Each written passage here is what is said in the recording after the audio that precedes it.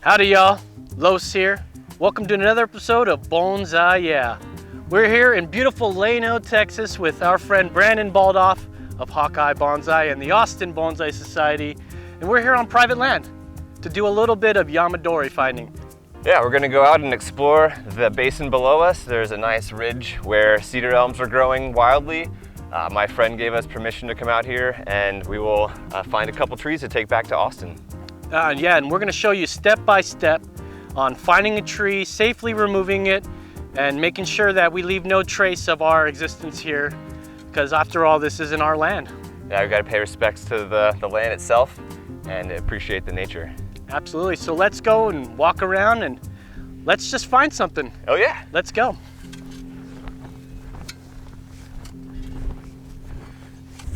I should say this is my very first exploration in finding Yamadori ever. There have been, last year I walked around the little forest and picked up seedlings, which I had, I think, a 95% success rate with them living. So, and they're still growing. They're just little seedlings, little whips right now. So we're actually doing something major big. So I'm really glad Brandon's here to show us the actual way of doing this in the wild and safely, and having a good place to do it where we have the permission to do so. I think he's actually found something that we can take a look at here. And what do you see? What is this? Yeah, so this is one of the little cedar elm that grow native in the Llano area. And this one's interesting because it's relatively dwarfed. Yeah, it looks small already. Exactly, versus like the ones that are over there on the hills that are 30 feet tall. So this one's relatively dwarfed, and then some of the things that we're looking for include, can we collect it without it dying? Will we be able to successfully transplant it from where it is in nature into a bonsai container? If the answer is yes, and we feel like we can do that, then we're looking for things like barking characteristics are really rad on this one specifically. Absolutely. You've got lower branching. And then you have the overall dwarfness with some of the special features up here at the top, like the wings on the upper growth. So cool. I mean, it looks old already, and perhaps it's dwarfed because it's living under its parent, it doesn't get enough. It's fighting for roots and fighting for space down there. Yeah, out here you get like very little rainfall, so the growth on these things is pretty slow. Wow. It's beautiful. And then would we expect the taproot to be pretty low down there, or the taproot at all? Like, what do we expect and how far the roots would go down? Yeah, for this one, I think it seems as if they're probably maybe like 1 foot to 2 feet of taproots. Okay.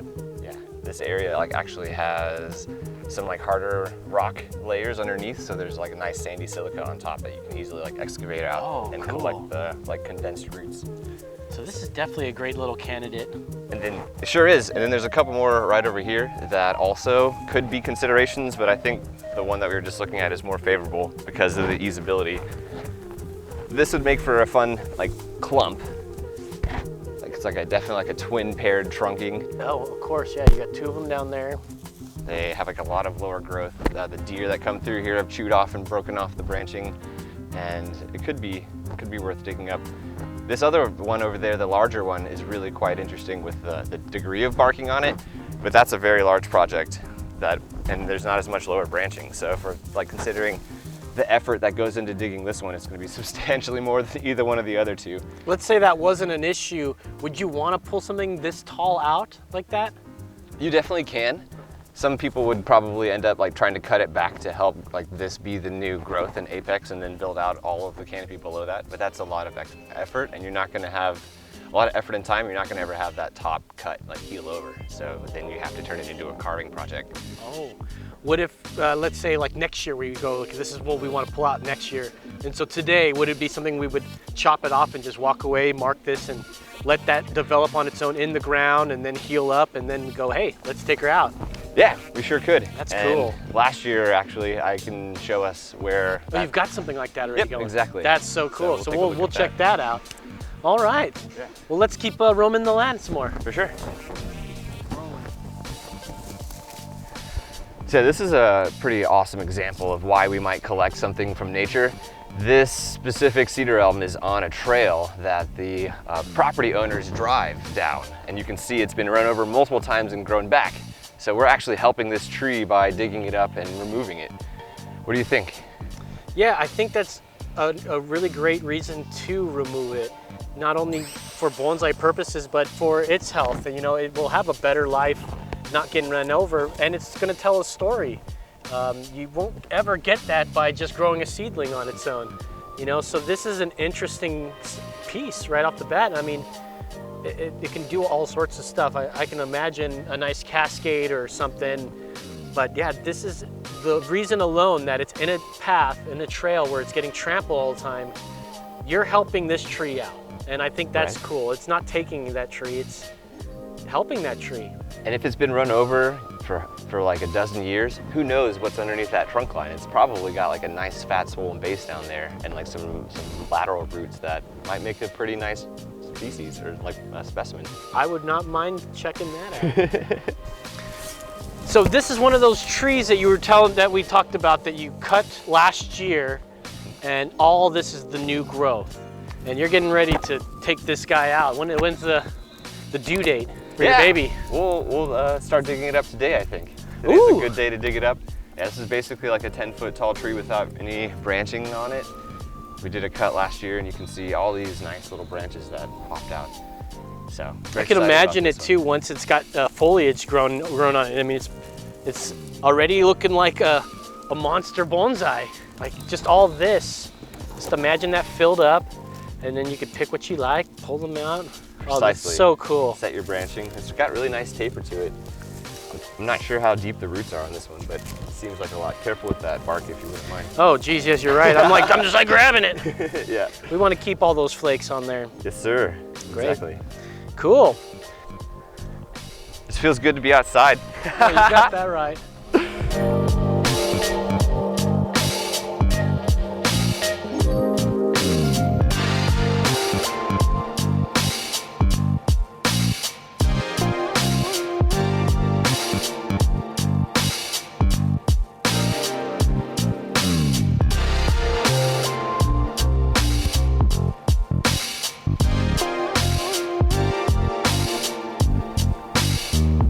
Hey, word that ain't soapstone. Age and time. There's just so much that I feel like if I don't walk like an inch per second, I'm gonna like miss everything. That's the truth.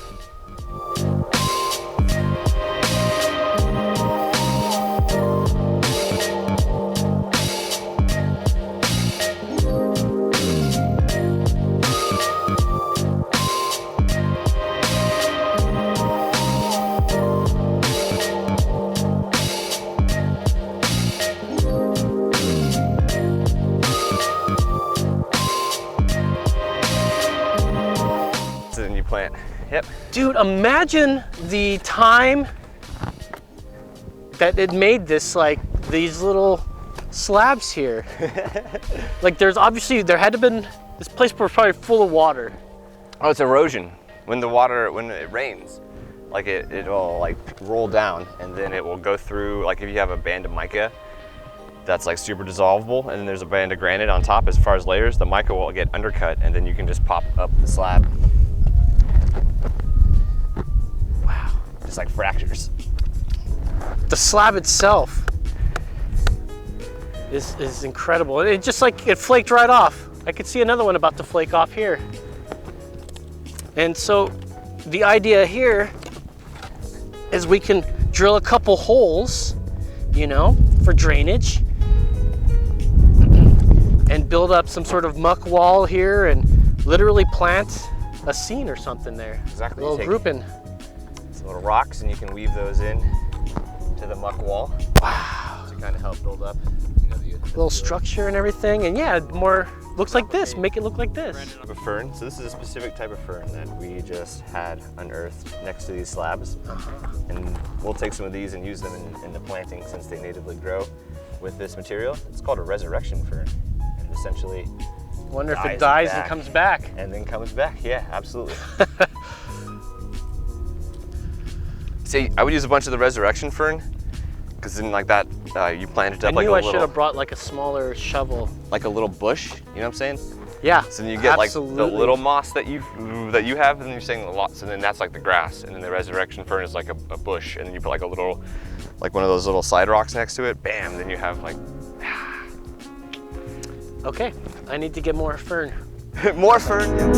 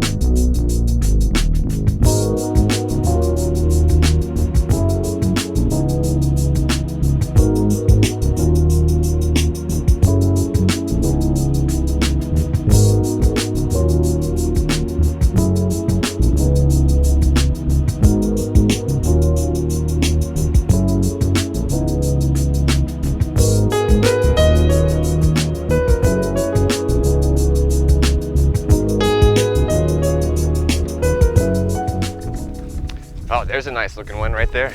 Yeah. Let's go take a look. Let's check it out. Oh, this is a king specimen. Lots of crazy barking on there, really low. This is insane. Tons of lower branching on it. Some nice movement in the trunk line. The Cedar Elm. beautiful movement in the trunk line. I mean, it's as if somebody wired it while it was a seedling there. The wind wired this one. It's beautiful. So do you think this is something you're gonna take home? Yeah, I think we can collect this one today.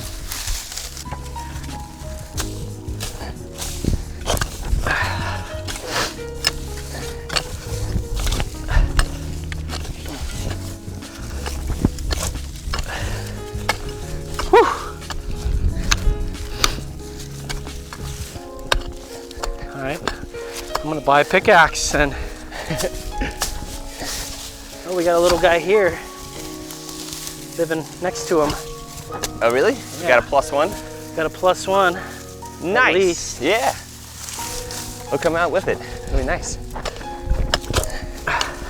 You can see some of the roots are even like out here, right? So there's really fine rooting out there. So, look at that. Oh yeah, see him right here? Yeah, so this is connected to that tree. So that goes to show like they're not growing super deep because of that. That rock that's underneath them. Exactly.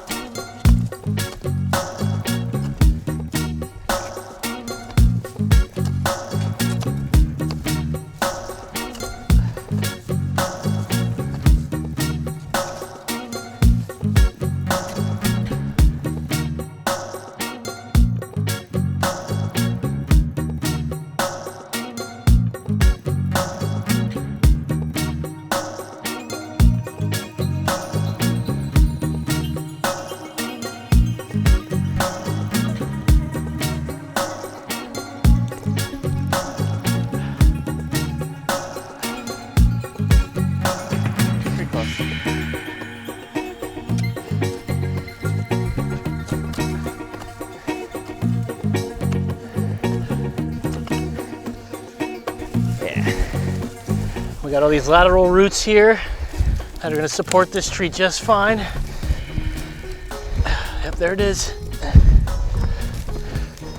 Here, let him get a shot of that taproot. Oh, it's gonna crack already. Yeah. Take a look at that taproot there, Brandon. And so we just gotta lop that sucker off and this tree's free. Careful with the bark. There it is.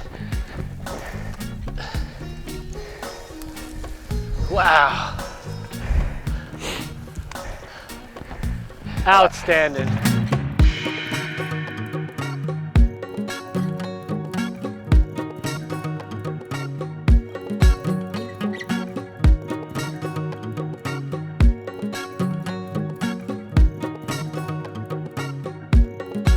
You can just put it there, start a new tree. We'll just have them hang out there until we're ready to go. Let's get you a beaster now. What do you think? Dude, I want a beaster.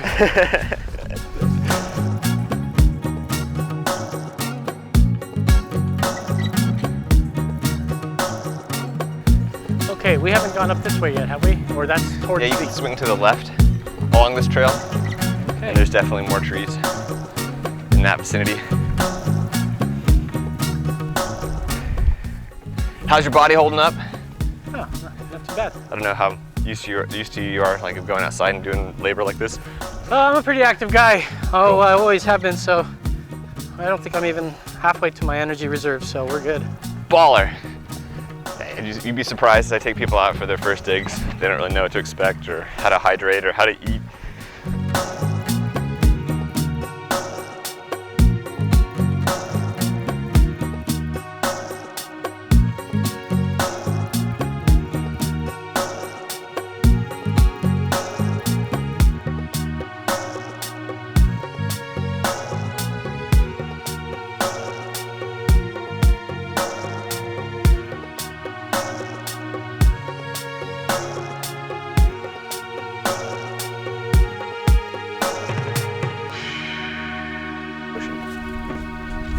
Lots of bark on this specimen, super old. It's got a lot at the base though. Lower branching coming out. I wonder what that base looks like. See what I'm talking about? So you got the pricklies and then to the left is the elm. So you're like, oh, there's an elm, let's go take a look. Are you referring to these as the pricklies? Yeah. Okay, yes. Okay, yes, I'm oriented.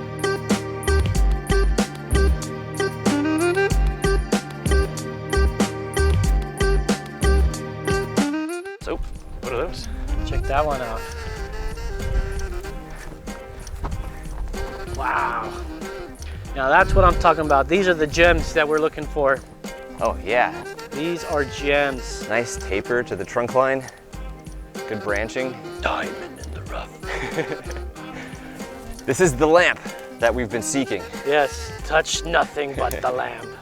They probably come out together pretty easily too, so we can dig them both up. Cool, let's get some shovels and these are beautiful. Pop them out.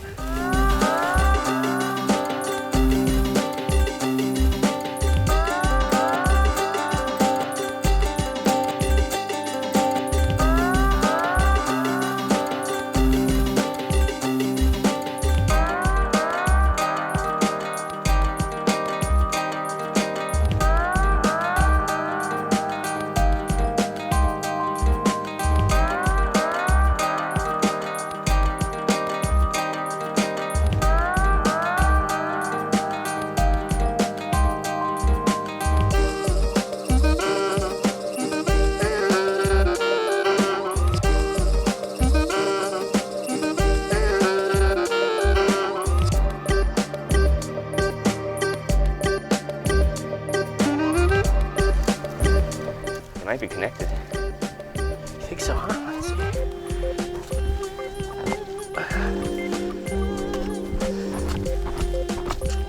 There's a taproot for that big one. For this one. Yeah. So you could get those loppers. Take that.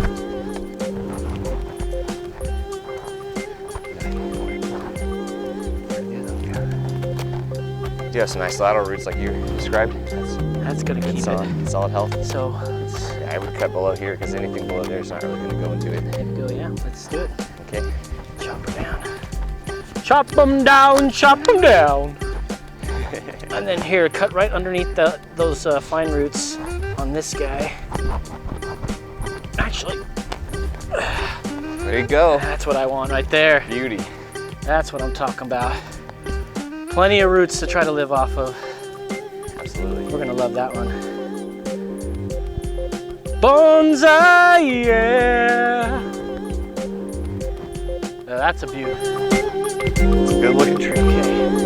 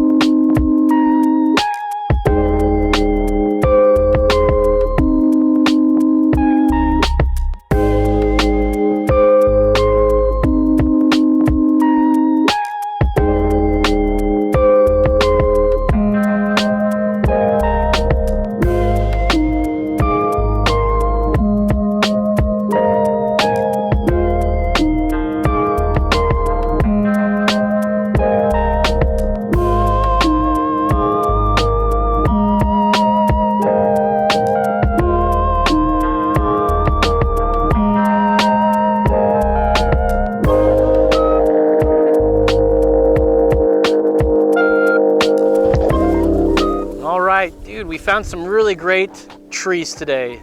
Sure did. What do we do with them? Like, what's the next step? How should we take care of these? Now what, right? Yeah. Absolutely. Yeah, so what we'll do from here is try to retain as much of the moisture as possible. We'll put the roots and the trunk lines in bags. We'll fill some soil in there, add some of this water from a well nearby to just kind of add some moisture to that environment. That'll get us to transporting them back to the house, and when we get home, we'll essentially put them into some pumice or a bonsai mix, 50% shale, 50% expanded shale and or pine bark. So okay. Whatever bonsai mix you have at home, you can put a nice healthy amount of that into a free draining pot, and they'll all just basically grow out over the next winter or the rest of the winter, and then wake up in the springtime. The big consideration is to ensure that they don't get frozen. So exposure to cold temperatures will cause any exposed roots damage. So I should keep this in my greenhouse? Absolutely. Okay. Yeah. I'm gonna have to scoot some stuff over to make room for this. I'm gonna have, what, we got picked up 5 for me? Absolutely. 4 or 5? Yeah, 4 or 5. Oh my goodness. One questionable one, but yeah, definitely 5. We have that one we saved off the trail. Yeah. That's one of my favorite ones today. It's the ugliest one of the bunch, but it tells a story. Sure does. So I'm gonna like that one a lot. And then these guys are great. So Brandon, thanks for having us out to this wonderful land. And yeah. I'm super excited to keep this going on, and I'll probably do a little filming of me putting these in their little container for now. And we're going to bag these up, and we're gonna go home and take care of our new Yamadori bonsai. Thank you. Bonsai-YEAH! Bonsai-YEAH! And if you guys like our content, don't forget to like, share, subscribe, and hit that little bell icon. We'll see you guys next week. In the meantime, be cool, stay hip, get yourself a hobby. Bye. Peace.